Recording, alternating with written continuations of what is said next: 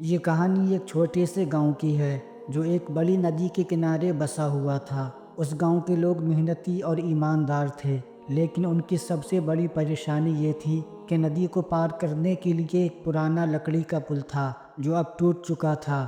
ہر بار بارش کے موسم میں ندی کا پانی زیادہ ہو جاتا اور پل ٹوٹنے کے کگار پر آ جاتا۔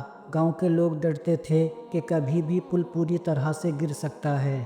اسی گاؤں میں فیض اپنی نانی کے گھر آیا ہوا تھا۔ ایک دن گاؤں میں ایک انجان آدمی آیا۔ اس نے لمبا کالا لبادہ پہنا ہوا تھا اور اس کی آنکھوں میں عجیب چمک تھی۔ لوگوں نے سنا کہ وہ آدمی جادوگر ہے۔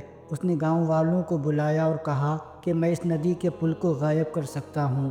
اگر تم چاہتے ہو کہ یہ پل بنا رہے تو مجھے ہر گھر سے سونے اور چاندی کے گہنے چاہیے۔ گاؤں کے لوگ پریشان ہو گئے۔ وہ جانتے تھے کہ ان کے پاس اتنی دولت نہیں ہے کہ وہ جادوگر کو دے سکیں، لیکن انہیں ڈر تھا کہ اگر پل ٹوٹ گیا تو ان کا جینا دشوار ہو جائے گا۔ جادوگر نے دکھاوے کے لیے کچھ جادو کیے جس سے لوگ ڈرنے لگے۔ فیض نے یہ سب دیکھا اور سوچا کہ جادوگر گاؤں والوں کو بے وقوف بنا رہا ہے۔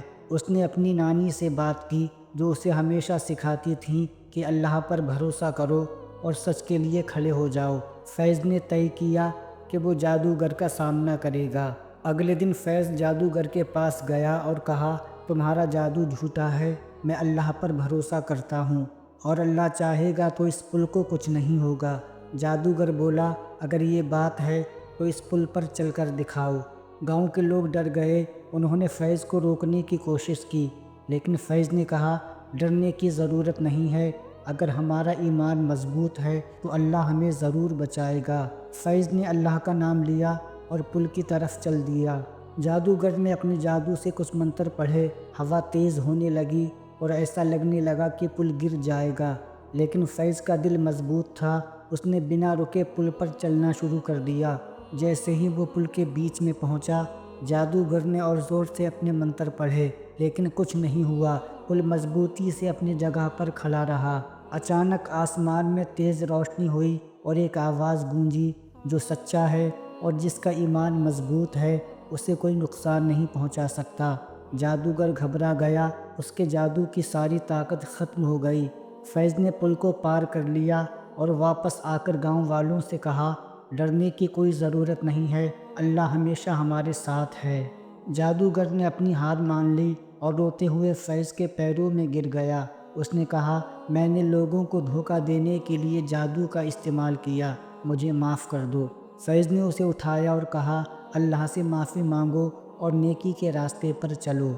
گاؤں والوں نے فیض کی بہادری کی خوب تعریف کی۔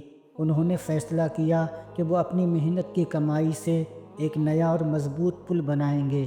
فیض کی دیکھ ریکھ میں گاؤں والوں نے مل کر کام کیا۔